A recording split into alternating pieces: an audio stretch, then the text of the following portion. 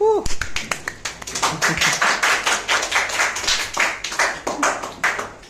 Okay, can we start? Okay. Good morning, everybody. So today we would like to, me and my group would like to present to you on the topic of informal education of upbringing of children.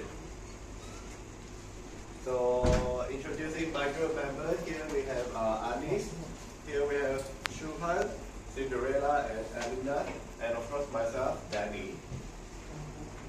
So I'll pass the slides on to Eleena.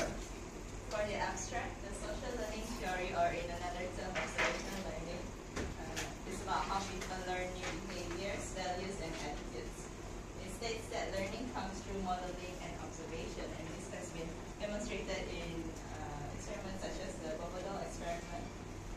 And this theory also agrees with both classical and operant conditioning. There are four aspects to it, and there are attention, retention, reproduction, and motivation.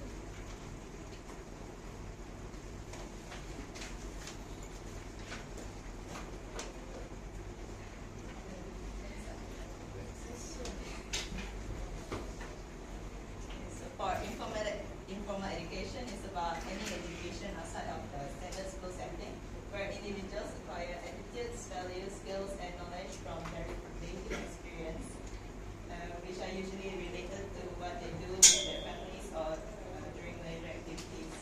And examples are learning to look ahead while walking to avoid dangers that might come from where one is heading, gestures, survival skills, and following trends or behaviors of admired celebrities. Okay, so introducing the theories that we will talk about today. We'll talk about the social learning theory associated with Albert Bandura. So the social learning theory, it explains how people learn new behaviors, values, and attitudes through something called observational learning. So with this social learning theory, it actually agrees with both classical and conditioning, operant conditioning. So the main ideas that Albert Bandura presented is that the mediating process occurs between the stimuli and responses, and behavior is learned through the process of observational learning. So next we will talk about the four aspects of the social learning theory, which is the mediation process. So here we have attention, retention, reproduction, and motivation. So for attention, it's the extent to which we are exposed to notice the behavior. For example, like we came across a lot of stimulus in a daily basis, but then whether or not this stimulus can grab our attention, it would determine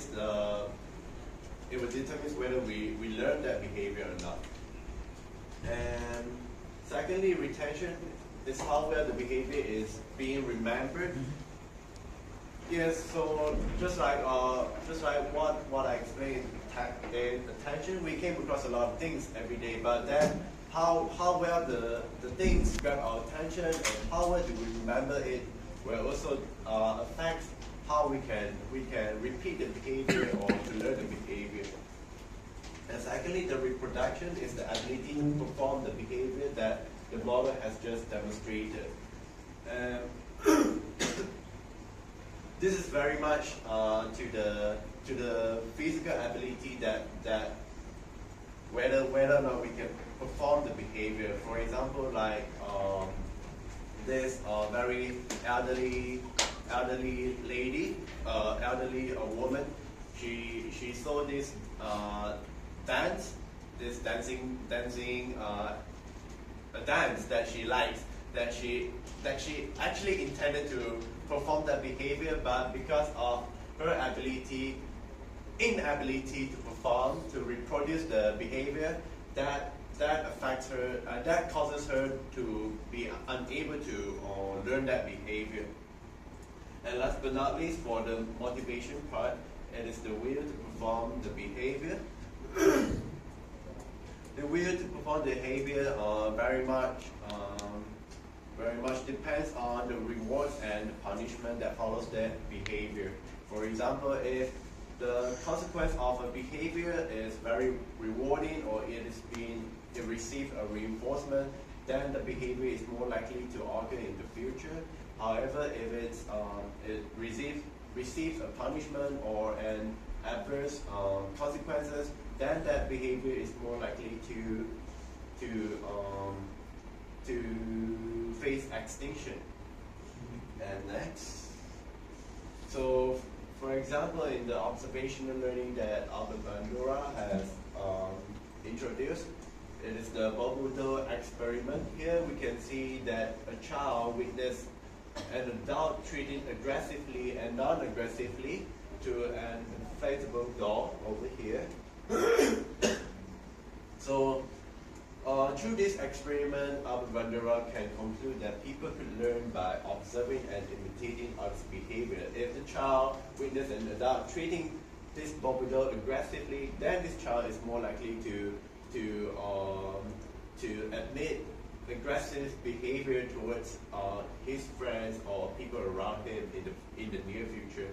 And if the child witnessed this adult treating this inflatable doll in a non-aggressive way, then this child is more likely to learn a non-aggressive way to treat people. So yeah, so here we have a link.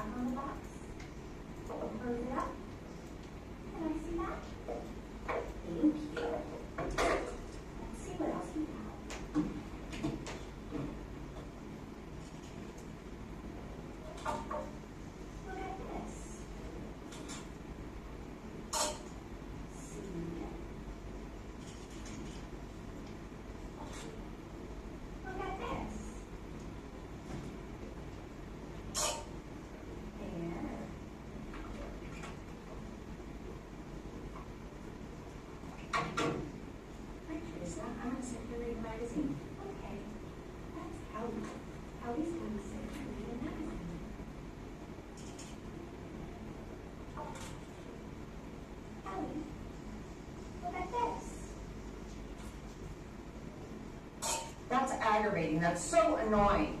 Oh, I thought it was really interesting. Well, that's just your opinion. It's aggravating.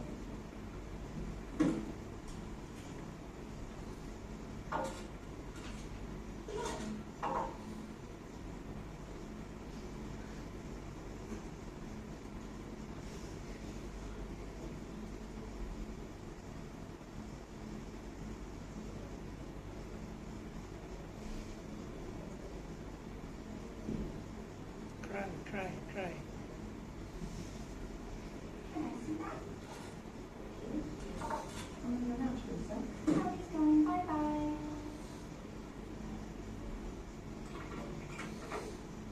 Ellie went. Bye-bye.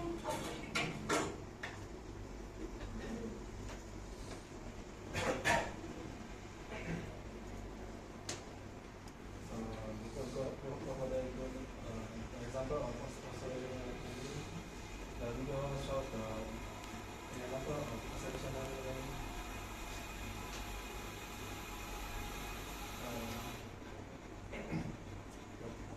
Toddler did not exactly follow the demonstration of putting the toys in the glass as the experimental did. When the motor is the one who is causing the emotion, and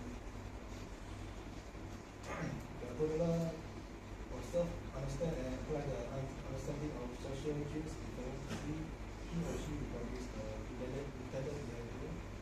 This shows the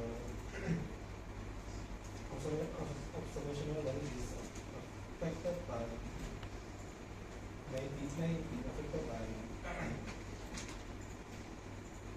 environment or by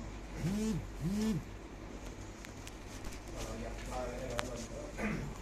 Before the toddler reproduce behavior, he or she learn the circumstances first. Is it either suitable or not suitable to have a certain way?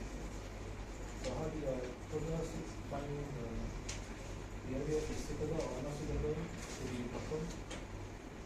It is through observational learning also. The toddler might have observed when his or mother when talking in that tone and immorally, and that kind of language, something that's welcome to them. So besides observation, we use the conventional observational learning is also the product of our environment and also our self-awareness. So if compared to the model, if the adult first, the adult is hit the door first, and then the adult is the adult is hit by another people, the children might not replicate the behavior. So yeah, that's it.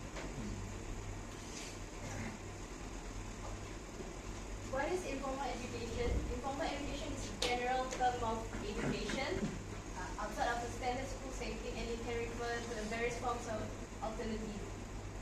Lifetime process whereby every individual acquires attitudes, values, skills, and knowledge from daily experience and the educative influences and resources in his or her environment, from family and neighbors, from work and play, from the marketplace, library, and the mass media. Learning informally can be more personal and less intimidating for some people, and this type of learning is usually intentional but not highly structured, and it is called informal because it has no regular curriculum, not obligatory, and no formal certification. Example of observational learning through informal education. First is informal learning occurs through day-to-day situations. For example, one will learn to look ahead while walking because of the danger inherent to not paying attention to where one is going. What this means is that the observer child will observe a model, and when the model when he or she is walking, the observer child learns that he or she should pay more attention to her surrounding. Second is specifics differ, but all adults teach children skills expected in their society and culture. For example, how to be polite, how to greet your elders, how to bow, how to eat properly, and such. Next is it is skills passed down through generations. For example, if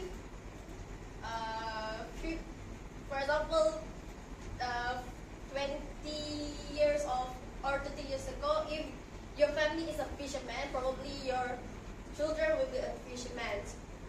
Some of them like cooking, hunting, daily activities and chores are also passed down to generation because the children observe what their parents are doing and then learn from their observation.